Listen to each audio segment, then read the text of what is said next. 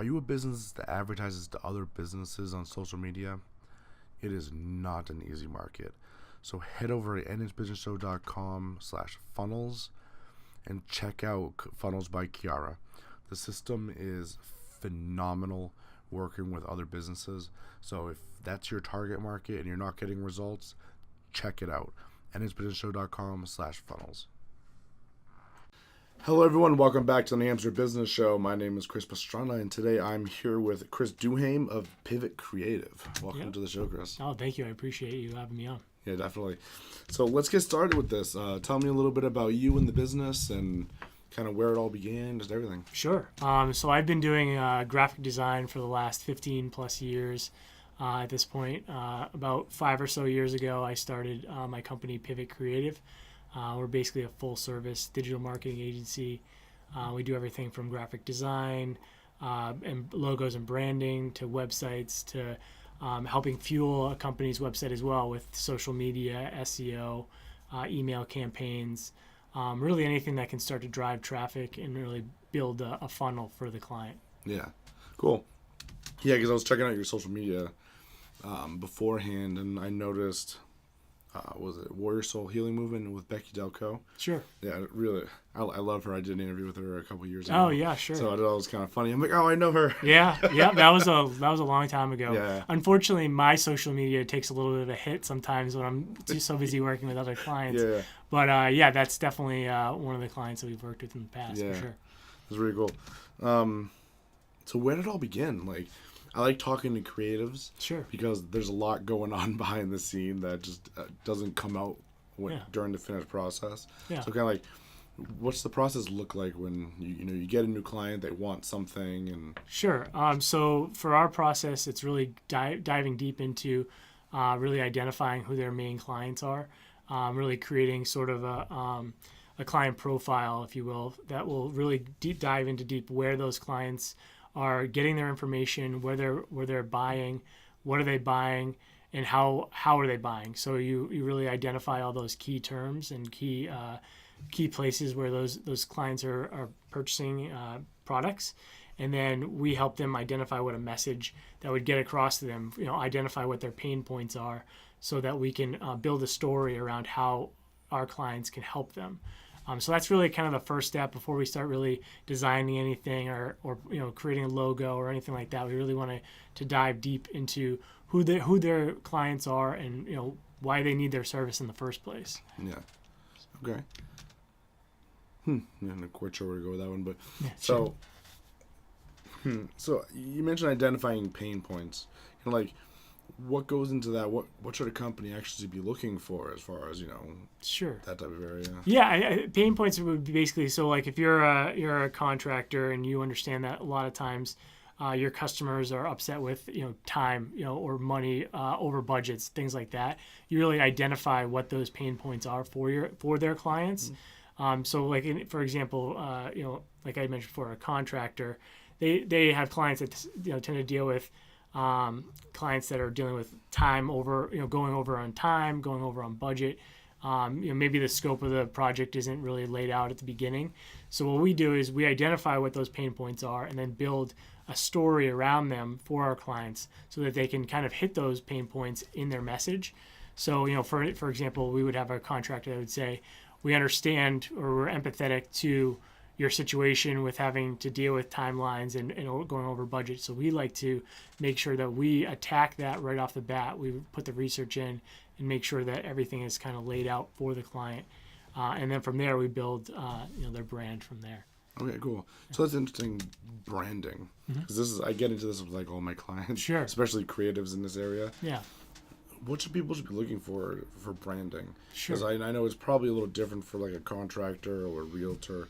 But are there things that they should really be addressing as far as what their image should be and their brand and all that? Yeah, I mean, I think the biggest thing off the bat is just consistency across the board. When you're creating a logo or a typeface, something along those lines, you want to make sure that that's consistent from your business cards to your website to any slicks or social media that you're doing.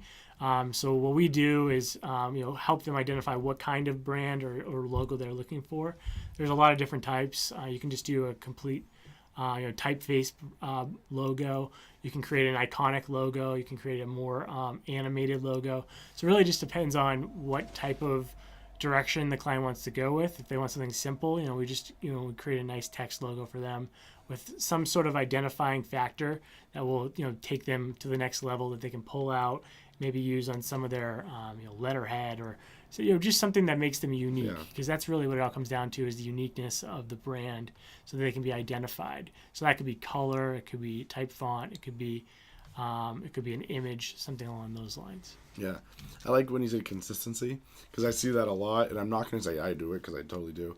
Sure. Like, where it's a little different everywhere, and just making sure it's all together and kind of in one style. Yeah, absolutely. I think that's one of the biggest things that, and would be something that I would tell any client that's working with me or any other designer or creative company, is when you get your logo and you get your branding put together the way you want it, make sure you get all the vector formats of the logo, AI, EPS.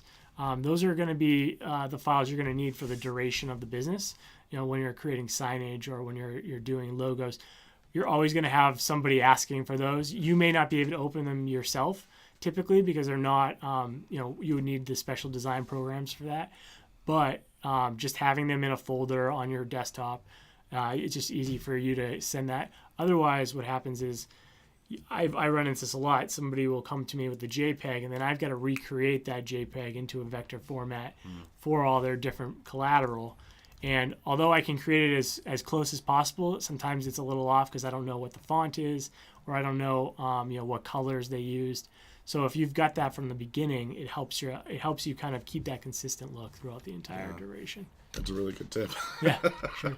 Because I've seen that a few times too. I think even in my stuff, I probably have some of it, but I probably don't have all of that. Yeah, yeah. It's typically, like, I would say, you want to get the JPEGs and all those things, because there's going to be things that you're going to want to do. So like a Word document, or creating an email blast where you just want to use a JPEG, and that's all fine. But if you're going to be branding like a T-shirt, or putting a logo on a mug or pens or something like that, you really are going to need that vector format. Otherwise, they're going to charge you for that and recreating it, and you're going to have to go out and try to find your designer again if you aren't still in contact with them. So it's just nice. That's one thing you definitely want to try to have at the beginning of every project, for sure. Cool. Definitely. That's important. Yeah, no, definitely. And that's part of the consistency piece, Yeah. really just, keeping that brand going. And like, if you're at a point in your business where you feel like you want to kind of upscale the types of clients you're getting, and maybe you had your cousin's nephew's brother create your logo the first time, and you're kind of looking to ramp up, there's definitely ways to do that, and where you don't completely lose your brand and don't necessarily have to rebrand everything, but you can do it in like a subtle way that will maybe really help your website pop, but maybe your truck decals aren't quite there yet, and that stuff will happen over time. It's just basically, once you've established your look and feel, and you want to kind of upgrade, it gets expensive to do that. So you can do it in kind of bits and pieces, and that's what I always recommend, as opposed to just like trying to do everything at one time. Yeah, because you're right. Those big rebrandings can be very expensive, depending on where your logo is. Yeah, exactly. But like, just what's the term? Like the 1 degree of change or something like that. Sure. So it's pretty much the same logo, just little tweaked different. up. Yeah, maybe the font's a little bit more modern, or like the color palette's a little bit more in style with now, or even just like, icon design has changed so much over the course of the last couple of years. Originally everything was 3D, then it kind of went to a shadow box background, and now it's more flat. So like little things like that can be adjusted over time, without really causing a complete rebrand for that as well. Yeah. So cool. So what other things do you typically work on? We've talked about branding and some website stuff, but like, there's probably more to the creative side of the creative. Sure. Yeah. No. So websites is definitely a bigger piece of what we do. Yeah. We like to really make everything nice and obviously consistent, but also read well on all different types of mediums. So tablets, phones, things like that. So just making sure that everything kind of is cohesive. Nowadays, I mean, your phone is almost as important as your desktop version of your website. So depending on the client, we may actually start with the mobile version of the design first and then move backwards to a more of a desktop version afterwards. It really just depends on where that client's getting their message out there. And we can really identify that through their Google Analytics. We can see, a breakdown of how their clients are coming in, whether it's mobile, desktop, and then, we can design it around that. So Google Analytics is really a cornerstone for a lot of what we do, because it really helps us identify what's working, what's not. Do we need more calls to action on a certain page because maybe we're not getting the lead through that we want.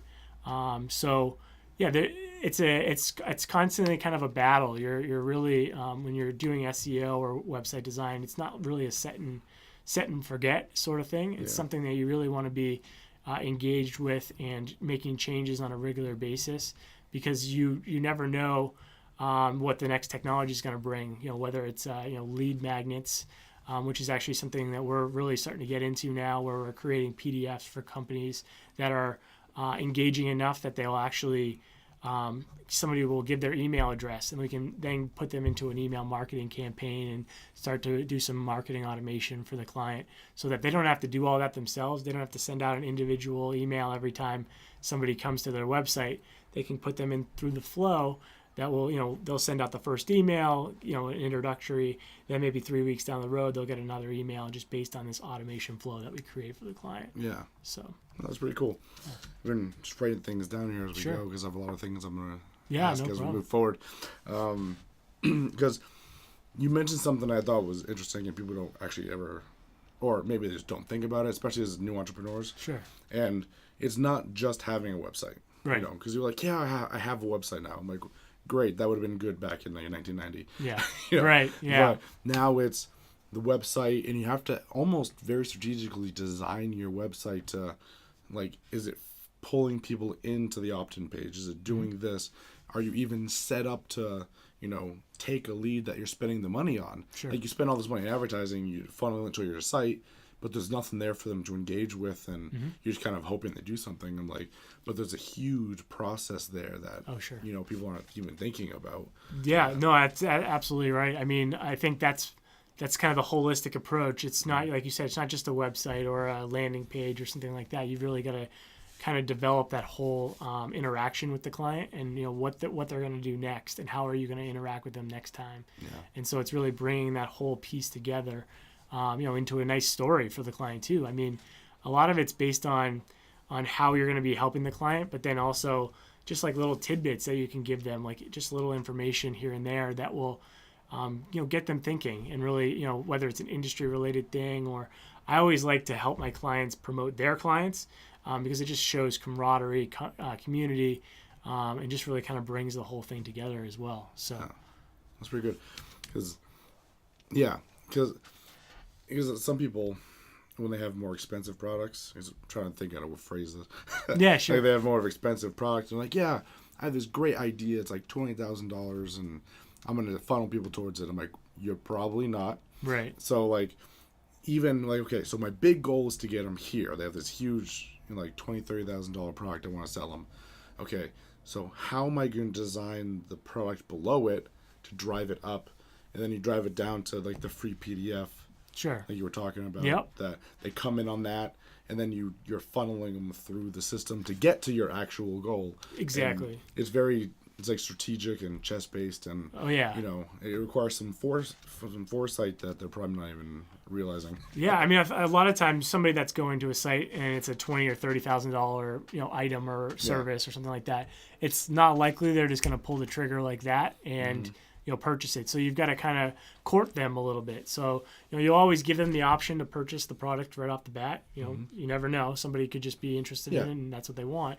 But you also want to give them a little bit something, sort of like the courting stage of of marrying someone or something along those lines. So you give them a little teaser, whether it's an email, whether it's a PDF, or maybe you're just giving them a free consultation or a phone call, something that's not really a full commitment, but it also keeps you in the door, keeps you in the room with the client, so that you can engage with them later through social media or through emails, and then when they're ready to pull the trigger, you're the one that's there just in front of their Yeah.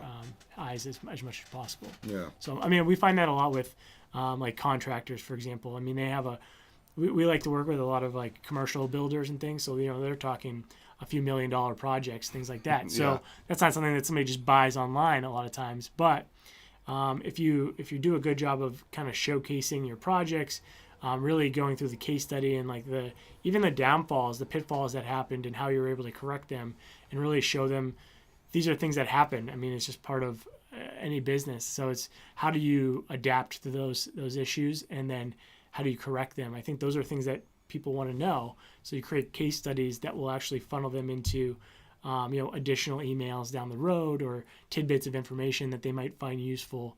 We're doing a campaign right now where they're really trying to go after like new restaurant owners that are trying to build restaurants. And so we're trying to really provide their clients with kind of the pitfalls that happen in construction that you want to be aware of. Whether they use this company or not, we want to make sure that they understand, like, you've got to make sure you know permits, you got to make sure you know codes, insurances. These are all things that are going to come up, and just making them aware of them so that when they do make that decision, they know who gave them that information. Yeah. So That's actually a really good point. I love the idea of putting in, this is what could go wrong. Sure. Like, it's creative in a way that most people don't do it, because they try to hide that stuff. Right. Because for some reason they think, if it's not 100% right, they're not going to buy. Like, but buyers understand sometimes that things go wrong, and having good testimonials is okay, because you did well in the end. Mm-hmm. But what about everything that happened in the middle of bad stuff? Yeah. So like the way we always look at it is, and this is kind of the way everything marketing has always been, is like so let's say you're the client and you're trying to reach out to your customers. You always like kind of push all the great things that you've done. You do all these different services. You really kind of hammer them with all of the highlights of your company. But like realistically, when somebody's bragging about themselves, you kind of shut off in the first place. So what we try to do is make it more about the client. So they're the hero, and you're really the guide. So you're just kind of guiding them through their process, through their buying patterns, things like that. Consider you're Obi-Wan Kenobi as opposed to Luke. That's kind of what it all comes down to. You're really guiding the client through their pain points, through their pain process, and helping them identify, okay, yep, this is something I actually do deal with, and this is how I can solve that problem. And then what does it look like after we've solved the problem, whether that's new leads or whatnot, or better looking designed projects, something along those lines. Cool. Awesome. Cool. So let's take a quick break here for a word from our sponsors, and we will be right back. Labor is expensive. It's probably one of the largest costs to running a business, especially when you get to administration, the actual running of a business.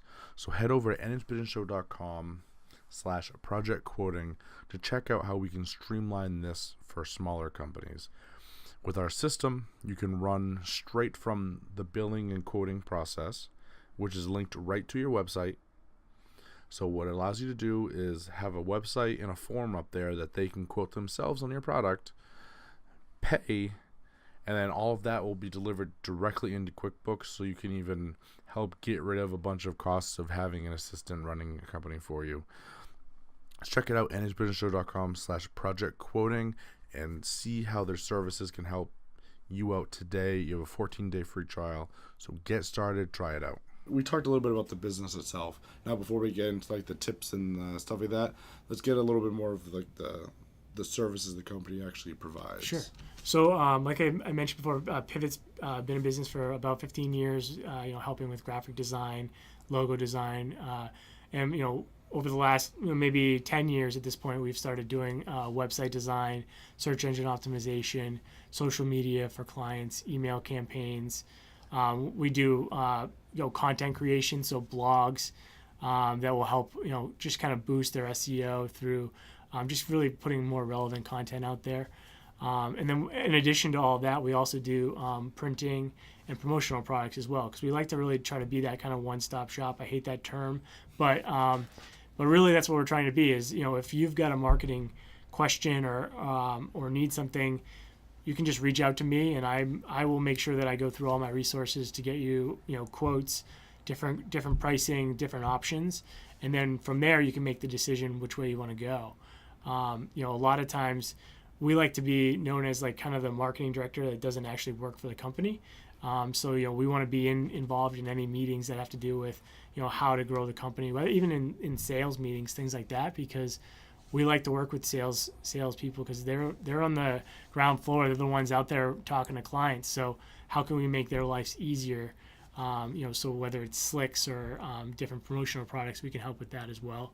We're a lot cheaper than hiring some marketing director in-house a lot of times because they've got to pay workman's comp and things like that. So we provide all of those things, and you're not just getting one person. You're getting a team of 10 to 15 different groups of people that are all working on your project, and I'm there kind of helping kind of project manage and steer the boat, I guess, to help kind of get all the marketing down for you. Okay, cool. Yeah. That's pretty good. So I want to get into this a little bit.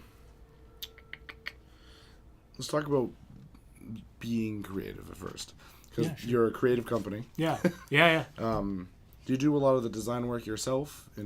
So I used to do a lot more of it. Now I've actually got designers that I work with. Yeah. My background's in design, so like nothing goes out without me looking at it pretty much multiple times. Sometimes I would say I'm probably pickier than the client a lot of times.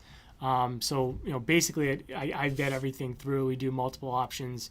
I work with my designers on multiple options before I send the client kind of the final version that I think they'll like. And then from there, if they don't, for whatever reason, don't like a certain section, we have options available that we can send them afterwards. We like to give them when you get so many options, sometimes it leads somebody in the wrong direction, and we want to make sure we get them put the best foot forward. So we try to really, really nail down the design. I mean, it's very rare that we have a client say, this is not the direction we want to go in, because we really do the research prior to. We find out other sites they like. We find out the design aesthetic they have. And we kind of wireframe everything out before we even put any, pixels down on, pushing pixels is what we always call it, basically creating any of the designs. We really kind of put the layout all together. So yeah. All right, cool. So that actually brings up a pretty good question. Kind of going from more of the design route where you're actually doing the work to a management route. Sure. Because that's kind of that stepping stone that a lot of entrepreneurs hit that they have a problem with. Sure. Because they're not used to stepping back, looking at, delegating, all these things. How did that go for you, kind of like first time to now? Oh, we're still dealing with it. I mean, it's definitely not something that goes away. I'm very used to doing it. I'm still very hands-on. I'm constantly talking to clients and really being involved in the whole process. Letting go of that is definitely been the most difficult piece for me. I've got a lot of like contractors that I work with that are across the country, and I work with them pretty much daily. So it's like they're in-house with me. We do Zoom meetings on a pretty daily basis. We're constantly checking in on projects, and for me, my next step would be probably to hire a project manager or an admin at this point, something to help with kind of the day-to-day activities and helping maybe me with my own marketing, which sometimes gets lagged behind, because I'm really passionate about helping my clients, and that's what keeps me up at night. For me, that's the thing that's most important. So as long as they're happy, I'm going to be happy. I'll get the referrals through them, and that marketing is obviously the number one marketing, always will be, but it's getting them happy that I'm most concerned with. So I definitely understand the struggle of letting go of some of that stuff, and it's hiring the right people. It's hiring hiring a bookkeeper, hiring somebody to help with your QuickBooks or your billing. I think those are the pieces that can bog you down a lot of times. So those are the first ones those are the first ones I let go. If I can get out of QuickBooks as much as possible, that's what I'm going to try to do. So yeah, I like that whole point, because for anyone that's watched me for more than like 5 minutes and know accounting is not my thing. Sure. So like as soon as I get to the point where, we're generating a lot more money, and I'm going to be like, here you go. Yeah. Like you can do that portion of it. Absolutely. And there's a lot of great companies out there that do it for small businesses. And so I think, I'd encourage you, even if you feel like you maybe can't make the payment or it's a stretch, to really look into it, because the time you save not having to worry about it, you could be worrying, you could be, getting new clients, you could be out networking. There's so many different networking opportunities out there. So, I just would caution you to maybe make that step. And even if it's just for a few hours every couple weeks, something to just keep your books in line is always really important. Yeah. Just kind of like they're there just to touch it, make sure it is working. Yeah, make sure everything's, you've still got money in the bank. Those are important things for sure. Yeah, so, definitely. Yeah. Oh, that's too funny. So I guess we can stretch it, look back a little bit into the past, and I like asking like creative people when they kind of get stuck and you kind of get that brain fog and you just can't think of what to do. Did you have anything to like kind of help out and get creative again and kind of help through all that? Yeah, I mean, I think it's a lot of times it's just walking away from a project and like, as a business owner, especially in this field, you're kind of always thinking about projects in the back of your head. You never know when you're gonna come up with an idea for something, jot it down or text yourself or voice message yourself and say, this is the direction I want to go with this client. So like you're always thinking about stuff like that. When you're fogged up, I mean, for me, it's always trying to bounce it off of other people. Other industry professionals. There's a ton of companies agencies that I work with in the area that I love working with. They pass work to me, I pass work to them.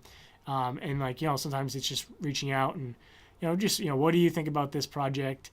And getting like the other creative's opinion. But then it's also just talking to somebody that has no opinion about that particular, industry and just is like going to the table for the first time, because realistically, you want to make your message as simple as possible. And so if somebody who has no interest and is not in that industry at all can understand it, that it's going to blanket across the entire industry. So that's important as well. Okay, cool. Awesome. So we were talking about kind of like design, image, and branding and stuff. Mm-hmm. At what point does someone kind of step back and be like, okay, I have a problem with my image. I probably should talk to someone about it. Yeah. So, I mean, we come across it a lot of different ways. I mean, I think it's all based on, when you maybe one of the times they lose a job to a competitor that they know maybe they're better than at a particular, piece of that business. And so, maybe they look back and say, maybe my proposal wasn't professional looking enough, or my logo wasn't, or my website didn't give the right image. I think those are kind of aha moments for them. Or it's just like the growth of the business. You're at the point where, maybe that logo that your nephew created for you 10 years ago isn't quite as relevant as it could be now. And so, that's the step where you make the next kind of leap forward in your business, and you make the investment because that by investing in your brand and your image, you're going to start to attract higher end clients, which will help you kind of move up the level, for the price point that you're looking for. And you can, a client that pays a higher amount and a client that pays a lower amount typically are about the same in how they work. Sometimes even the lower dollar amount client is more work because they're so invested in how well everything does. They want to be as involved as possible. But like realistically, at a higher dollar amount, sometimes those clients are more hands off and let the professional do their job. So, there's some opportunities there where you can upscale the type of clients you get. You may actually be helping yourself in the long run as well. So yeah, cool, awesome. So people that want to reach out, they want some advice or they want your services. How do they get a hold of you? So my email is chris@thepivotplan.com, and my website is thepivotplan.com. So thepivotplan.com. And you can Facebook and all those all the social media, we're out there as well. And yeah, I would say that's probably the best way to reach me. Awesome. Right. So thank you for joining me on the show. Sure. A lot of fun and a lot of good information for my audience and everything. So. Perfect. Yeah, no problem. Thanks. Yeah, awesome. So thank you guys so much for watching. We're going to roll out with the last word from our sponsors, and I will catch you all during the next interview. If you like reading as much as I do, but you don't have as much time to sit there and actually put a book in front of your face and read it like I do, then check out nhbusinessshow.com/audible to learn how you can get started on your trial today. It's a great chance to catch up on some reading that you've been avoiding.